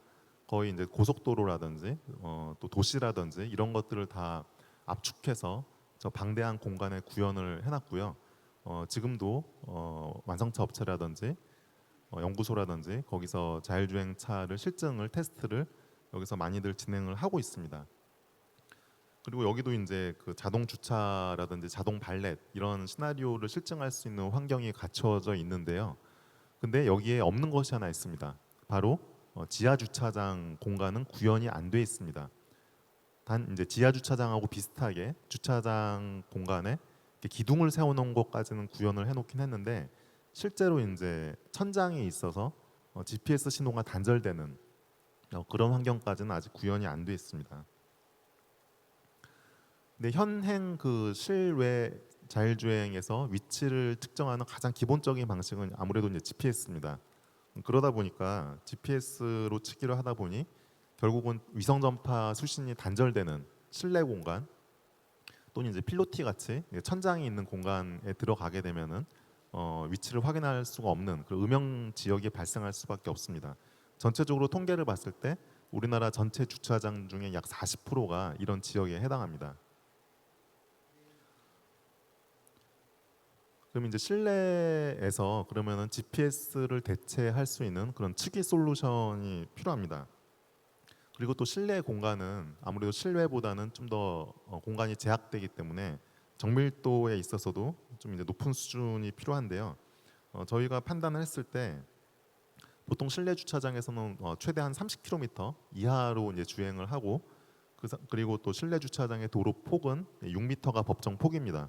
그런 걸 기준으로 봤을 때 약 0.5m 이내로 측이 오차가 이제 관리가 돼야 되는 환경이 필요하고요. 그리고 또 30km로 주행한다고 했을 때 약 0.5m, 그러니까 0.05초 이내에 장애물을 발견하고 사람이나 이렇게 발견하고 정지하기까지 약 최소한 1.2m의 브레이크 그 공간이 필요한데 그러려면 이제 반응 속도가 0.05초 이내로 들어와야 됩니다. 이제 그런 것까지 감안했을 때 측이 오차율은 이제 50cm 미만으로 이제 관리하는 것이 필요하다라고 저희가 판단을 하고 있습니다.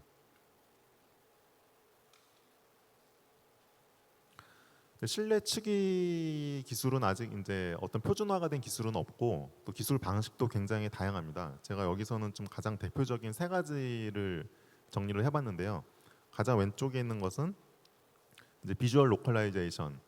그래서 이 환경을 실내 공간을 어떤 이제 고해상도 3D 이미지, 3D 영상으로 이제 본을 떠놓고 그 본을 이미지 센서로 이렇게 인식을 했을 때 거기에 대한 특징점들을 추출을 해서 현재 위치를 추정하는 이제 그런 방식입니다. 이 방식의 장점은 실내 공간에 어떠한 부가적인 장비라던가 시설물을 설치할 필요가 없다는 장점이 있는데요. 대신에 이 공간에 그 본을 뜨기 위한 되게 이제 고가의 어떤 장비를 가지고 다 일일이 다 본을 떠야 되는 문제점이 있고 그리고 또 DB의 용량도 매우 크기 때문에 클라우드에 이제 필요한 그 스토리지 요구 사항도 굉장히 높고 그리고 또한 이제 밴드위스 그러니까 실시간으로 서버에 있는 정보와 내가 확인한 정보를 대조해서 확인을 해야 되는 과정을 거쳐야 되기 때문에 밴드위스도 굉장히 높고 이런 단점이 있습니다. 가운데 있는 것은 이제 비컨 방식입니다. 옛날부터 많이 쓰였던 방식인데요. 아무래도 이제 비컨을 별도의 비컨을 가지고 측정을 하다 보니까 뭐 환경에 영향을 미치는 부분이 이제 환경적 영향 요인을 받는 부분이 거의 없지만 별도로 비컨을 따로 설치를 해야 되고 또 비컨에 대해서 뭐 예를 들어 배터리로 한다 그러면 이제 관리를 해야 되고 이제 이런 이제 단점들이 있습니다. 그리고 저희가 지금 이제 추진하는 방식은 제안하는 방식은 이제 이미지 마커 방식입니다. 그래서 실내 주차장 같은 경우에는 이제 중간 기둥이 다 있기 때문에 기둥에 저 마커를 붙여놓고 그 마커를 기준으로 이제 위치를 찾는 그런 방식입니다. 이 방식의 장점은 아무래도 이제 그 와이어 뭐 전기를 쓰는 방식이 아니기 때문에 단순하게 이미지 마커를 양면 테이프로 붙여놓기만 하면 되기 때문에 인스톨이 간단하고 그리고 그러니까 일반 2D 카메라만 있으면 되기 때문에 어떤 범용성이 높고 그리고 DB의 사이즈라던가 그리고 위치를 확인하기 위해서 클라우드에서 통신을 해서 필요한 데이터들의 양도 굉장히 적습니다. 다만 이제 아무래도 이미지 방식이다 보니까 좀 이제 어두운 환경이라든지 또 이제 오염이라든지 이런 것에는 취약한 단점이 있습니다. 여기서는 그럼 이제 여기서 이 실내 위치치기와 주소를 결합해서 자율주행 인프라를 구축하는 방법에 대해서 말씀을 드리겠습니다. 일단 그 실내 자율주행의 가장 핵심이라고 하는 것은 이제 위치치기이고요. 그리고 그 내가 측정한 위치가 정확히 어디인가를 확인하는 것이 핵심이라고 할 수 있겠습니다. 그래서 저희는 글로벌 아마 이제 용어는 아마 좀 다른 의미로도 쓰일 것 같은데 저희는 편의상 이것을 글로벌 포지션과 로컬 포지션 두 가지로 이제 개념으로 좀 나눠서 보고 있습니다. 글로벌 포지션은 어떤 이제 큰 범위의 이 건물 위치라든지 이제 그런 것을 뜻하게 되고 로컬 포지션은 실제 저 마커를 인식을 했을 때 마커로부터의 나의 위치, 그러니까 상대적인 위치를 뜻합니다. 그래서 저 두 가지를 결합을 하게 되면 실제 내가 있는 위치를 파악할 수 있는 이제 그런 개념이 됩니다. 그래서 저희가 이제 지금 진행하는 방식은 실내 주차장 같은 경우에는 기둥을 이제 기준점으로 삼았고 기둥마다 2D 이미지 마커를 부착을 해서 측유 인프라로 활용하는 그런 방식입니다. 이것은 지금 저희가 판교의 그 스타트업 캠퍼스에 테스트 베드를 구축한 모습입니다. 그래서 기둥마다 쭉 양쪽 기둥에 마커가 붙어 있는 것을 보실 수가 있고요. 저 마커마다 그 주소 위치 정보가 거의 기록이 되어 있습니다. 그리고 저희는 여기에 각 주차 칸마다 입체 주소를 부여하는 것을 제안을 드리고 있습니다. 사실 사람이라면은 뭐 어느 기둥 근처에 가서 주차해라 이렇게 대충 얘기를 해도 되지만 자율주행 차나 로봇 입장에서는 아주 정확하게 주차 위치를 지정해 주는 것이 필요합니다. 그래서 각 주차 칸마다 주소가 부여되어 있고 그 주차 칸에 가장 가까운 기둥에는 해당 주차 가장 근접해 있는 주차 칸의 주소를 저 주소 표지판에 정보를 담아서 마커를 이제 부착해두는 그런 방식입니다. 그리고 이 마커의 특징은 마커를 한 개라도 딱 인식을 할 경우 그 즉시 마커로부터의 거리, 각도 값이 바로 측정이 됩니다. 물론 이제 2개, 3개, 4개 인식을 하게 되면 좀 더 정확도는 높아집니다. 그리고 저희는 이제 목표를 약 10m 전방에서도 10m 전방에서 이 마커를 이제 인식하는 것을 목표로 지금 진행을 하고 있습니다. 이 마커에 대해서 조금 더 자세히 설명드리면 저 마커 자체는 좀 나온 지 오래된 방식이고요.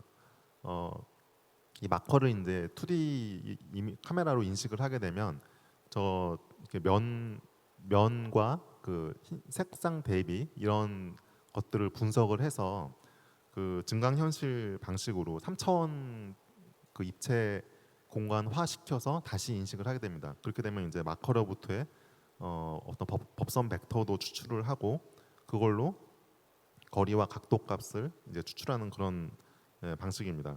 지금 저희는 마커 사이즈를 약 20cm, 20x20 사이즈로 좀 실험을 하고 있고요.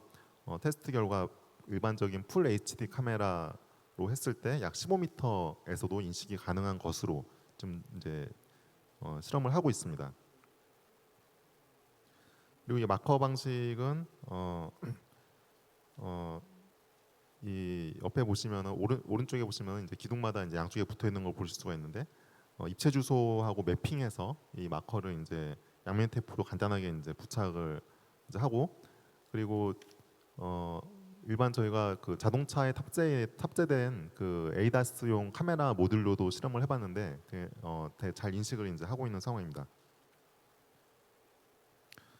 그래서 이런 이제 실내 주차장 또 실내 공간에서 마커 기반으로 위치를 측정하고 입체 주소하고 연동하는 이런 시범 사업을 잠실역 송파구청과 협력해서 잠실역 그 공영 주차장을 대상으로 연말까지 진행을 하고 있습니다.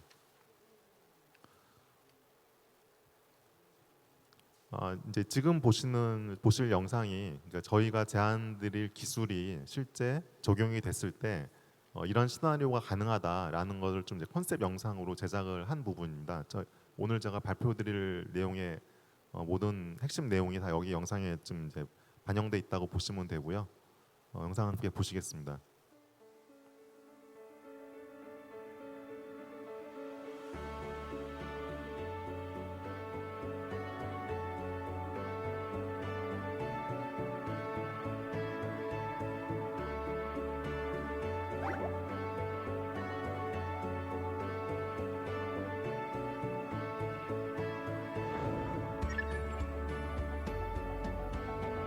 가상으로 저희가 그 판교 스타트업 캠퍼스에 실내 입체 주소가 적용돼 있다라고 지금 가정을 하고 지금 이제 촬영을 했고요. 이렇게 실내 공간으로 들어가면서 GPS 수신이 끊어지고 저 마커를 인식을 해서 그때부터는 실내에서 위치치기를 하면서 자율주행을 하게 됩니다.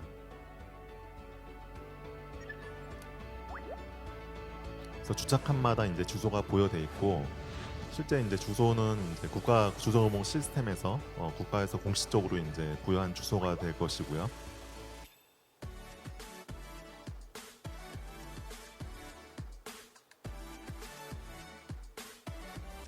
또 자동차에 달려 있는 카메라로 이미지 센서로 마커를 인식하고 인식하는 즉시 내 위치가 측정이 됩니다.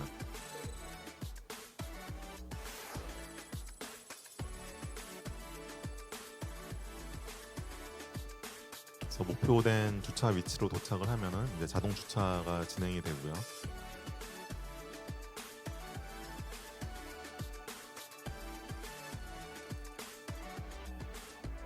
또 주차된 위치도 운전자의 이제 휴대폰으로 정보가 전달이 되게 됩니다.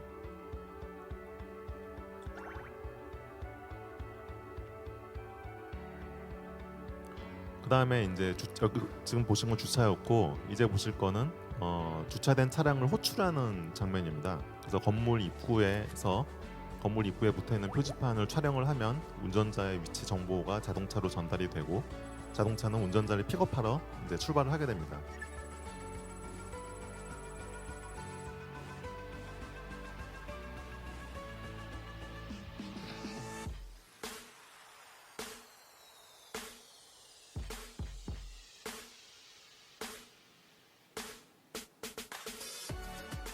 예, 지금 보시는 장면 저희가 그 지하 주차장에 실내 측의 인프라를 구축하는 장면입니다.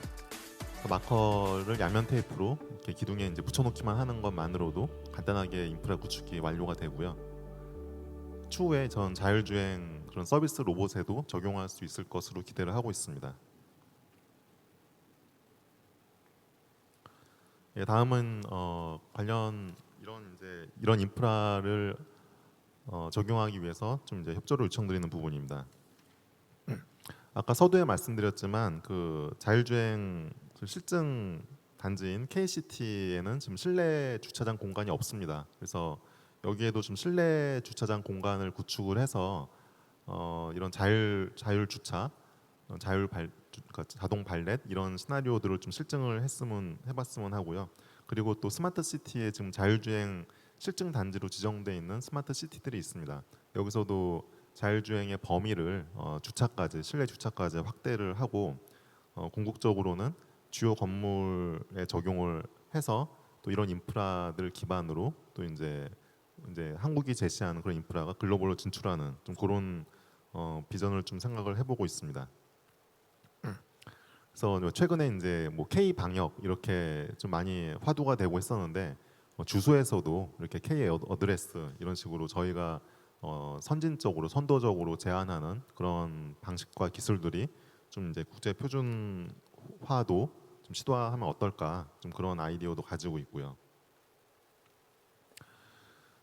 그리고 지금 이게 또 자율주행 차 입장이다 보니까 관련 그 관계된 법령도 많고 규제도 많고 부처도 굉장히 많이 있습니다. 그리고 또 나아가서는 실내 배송 로봇이라든지 그런 분야까지 확대가 될 수 있기 때문에 좀 이제 여러 관련된 이제 조직과 이해 당사자들이 참여하는 그런 이제 협의체라던가 그런 이제 협력하는 그런 체계가 마련돼야 되지 않나, 그렇게 좀 생각을 하고 있고, 관련해서 관련 그 정부 부처에서도 좀 이제 지원을 해주시면 어떨까 좀 말씀을 드리고 싶습니다.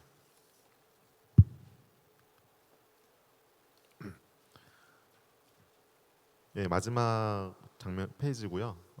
사실 저희 회사는 이제 자율주행 이제 전기차 충전 로봇 이런 쪽으로 시작을 해서 이 이제 사물 주소, 입체 주소라는 주소 산업이라는 개념과는 좀 거리가 있던 회사였는데 이쪽에 제가 좀 이제 보다 보니까 과거에 그 인터넷 주소하고 좀 연결이 되는 것 같더라고요. 그래서 사실 인터넷 주소가 이제 IP 버전 6로 이제 제정된 거가 약 이제 25년 전입니다. 95년도에 IP 버전 6가 제정이 됐고 약 15년이 지나서 이 모바일 이제 스마트폰이 나오면서 모바일 폰이 폭발적으로 증가했고 그리고 또 이제 IoT라고 해서 띵즈들이 또 폭발적으로 증가하고 그리고 띵즈들이 폭발적으로 증가하다 보니 거기서 생성되는 데이터들이 또 어마무시하게 많아지고 그런 데이터들을 결국 사람이 분석할 수 없다 보니 AI가 또 발전을 하게 되고 이런 식으로 이제 쭉 발전을 해보고 있는데요. 저는 그 근간에는 만약 IP 버전 4로 주소 체계가 인터넷 주소 체계가 그대로 갔으면 이런 상황은 벌어지지 않았을 거라고 생각을 합니다. IP 버전 6로 해서 거의 무한대의 주소 자원을 확보했기 때문에 이렇게 좀 관련된 산업군이 발전할 수 이제 있었다고 생각을 하고 그게 무려 이제 25년 전에 미리 기반이 구축이 됐습니다. 저는 지금 논의되고 있는 입체 주소, 사물 주소 이런 내용들도 결국은 약 10년, 20년 뒤에 엄청나게 큰 산업적인 파급 효과를 낼 수 있을 것이라고 기대를 하고 있습니다. 예, 이상으로 발표를 마치겠습니다. 감사합니다. 네, 이훈 대표님 아주 좋은 발표 감사드리고요. 하여튼 제가 어렸을 때 꿈을 꾸던 그런 자유롭게 주차되고 그 다음에 제가 밖에 서 있으면 차가 이렇게 나오는 그런 부분들을 영상으로 보니까 참 아주 좋은 기술이 지금 시범적으로 구현이 된 것 같습니다. 먼저 이제 이 내용에 대해서 이성화 교수님 토론 부탁드리겠습니다. 예, 대구대학교 부동산 지역학과 이성화입니다. 오늘 저 토론을 이제 참석하면서 새로운 것을 제가 느꼈는데요. 제가 교수하기 전에 지금 행정안전부죠. 옛날 내무부에 근무를 했었는데 그 당시에 도로명 주소를 처음 만들 적에 제가 창단 멤버로 참여를 해서 오늘날 그 도로명 주소가 입체 주소 또 사물 주소로 바뀐 거 보면서 굉장히 놀랐습니다. 오늘 그 발표해 주신 내용에 대해서 저는 이제 이런 생각을 해봤습니다. 일단 그 자율주행에 대한 그 문제점이 어떤 것이 있을까라는 고민을 해봤는데요. 과거에는 그 자율주행을 할 적에 아마 제 기호로 한 40년 된 것 같은데 그 정적 제트 작전이라는 게 있었습니다. 그래서 자동차 나와줘 하게 되면 자동차가 쫙 나와가지고 탔던 그런 미국 드라마가 생각이 좀 나거든요. 그런데 이제 사실 이러한 그 자율주행을 하면서 자율주행에 대한 문제점은 분명히 있다라고 생각합니다. 아까 이제 발표자께서 말씀하신 내용 중에서 그 측이 기술이라든지 그 도로폭 이런 등등에 대해서 표준이 없다라고 말씀하셨습니다. 맞습니다. 그게 지금 현재 모든 자율주행에 관련된 그 사업에 대해서 산업에 대해서 보게 되면 표준이 없다라고 저는 생각을 하고 있거든요. 사실 우리 도로명 주소도 1996년도 11월 달에 그 사업단이 발족을 하면서 우왕좌왕했었습니다. 그 당시에 4개 지자체에서 경주, 청주, 안양, 강남 이렇게 4개 지자체에서 도로명 주소를 만드는데 그 지자체별로 그 도로명과 건물 부연을 부여했습니다. 그러다 보니까 전국 확산에 큰 문제점이 있다는 것도 저기들이 알고 있었거든요. 아마 지금도 그러한 그 과정과 비슷하지 않을까 이렇게 전 생각을 해봅니다. 그래서 저는 그 자율주행 자동차에 대한 그 문제점에 대해서 한번 고민을 해봤습니다. 일단은 이제 안전에 대한 문제가 있을 수 있겠죠. 사고가 항상 자동차는 있습니다. 그런데 이제 사고 났을 경우에 자율주행 그 자동차를 보게 되면 아까 우리가 그 본 화면 중에서 그 눈이 불편하신 그 매인께서 차를 타고 온 걸 봤습니다. 만약에 이 사고가 났을 경우에 자동차가 문제가 되는 것인지 아니면 사람이 문제가 되는 것인지 이거에 대한 것은 아직까지 법적인 제도적인 그 해결책이 나와 있지 않다라고 봅니다. 그런 부분도 우리가 그 좀 고민을 해봐야 되지 않을까 이렇게 생각을 합니다. 또 그리고 이렇게 우리가 사회생활을 하면서 또 그 자율주행에 있어서는 그 해킹에 대한 문제를 생각할 수가 있거든요. 근데 해킹은 그 만약에 나와 그 인간 생활을 하면서 그런 일이 없겠습니다만은 그 좀 안 좋은 감정이 있는 사람 차에 그 자동차에 대한 그 정보 관련된 정보를 해킹을 해서 나쁜 마음을 먹고 사고로 이어진다라고 하게 되면 큰 문제점이 있다고 저는 생각을 합니다. 그래서 해킹 기술을 따라가지 못한다라면 안 되지 않겠는가 이런 생각을 해 보았습니다. 또 그리고 그 우리가 그 인공지능이 급박한 상황이 발생했을 적에 어떻게 해결해야 되는지 거기까지 과연 해줄 수 있을까 그런 부분도 우리가 생각해 볼 수가 있거든요. 이런 것은 뭐 기술적으로 해결이 언젠가는 가능하겠습니다만 이러한 그 부분에 대한 해결책도 우리가 그 생각을 해봐야 되겠다 이렇게 생각을 했습니다. 결론적으로 말씀을 드리게 되면 자율주행 시대의 준비를 위해서는 궁극적으로 자율주행에 대한 기술의 발전도 매우 중요합니다. 그러나 이 자율주행에 대한 상용화를 위해서는 법제도 또 규제 이런 부분도 매우 중요하다고 생각합니다. 그래서 정부 당국자분들은 이런 부분에 대해서 우리가 그 법제도가 산업을 따라가지 못한다는 걸 다 알고 있습니다. 그래서 이러한 그 산업을 따라가지 못하는 법제도가 나타나지 않도록 우리 정책 당국자들은 좀 많은 노력을 해주십사라는 말씀으로서 제가 오늘 마치겠습니다. 네, 기술은 앞서가는데 법제도가 못 따라간다는 부분을 아주 날카롭게 지적을 해주셨고요. 다음은 한국건설기술연구원의 최현상 박사님 부탁드리겠습니다. 예, 안녕하십니까. 한국건설기술연구원 최현상입니다. 먼저 오늘 좋은 발표해 주신 에바의 이훈 대표님 감사드립니다. 실내 주소 또는 이제 실내 내비게이션 오늘 발표는 아마 두 가지가 다 연결되는 과제인 것 같은데요. 제일 말미에 발표 후반부에 오늘 토의에 굉장히 중요한 세 가지를 벌써 말씀을 다 해주셨습니다. 그래서 이제 기술적인 부분에서는 이제 범용화나 표준에 대해서 이제 토의가 필요하다고 말씀해 주셨고, 두 번째는 이제 지하 주차장의 케이스를 봤을 때 그동안에 우리나라 현재의 주소 체계는 수평입니다. 그래서 이제 저 평지 땅을 기준으로 주소가 매겨지는 부분을 이제 지하 1층, 2층 아니면은 15층, 16층 지상으로 올라가는 이런 입체 주소 체계를 어떻게 가져갈 것이냐에 대한 논의가 필요하다고 말씀해 주셨고, 마지막으로 이제 계속 저희가 기술 개발을 위한 연구까지도 이제 큰 화두를 던져 주셨다고 생각이 듭니다. 그런 몇 가지 관점에서 제 생각을 말씀을 드리겠습니다. 첫 번째 이제 표준 내지 이제 범용화 부분인데요. 이미 많은 분들이 아시리라 생각합니다만 실내 내비게이션에 대한 몇 가지 표준들이 지금 연구 내지는 제안은 되고 있습니다. 공간정보 쪽에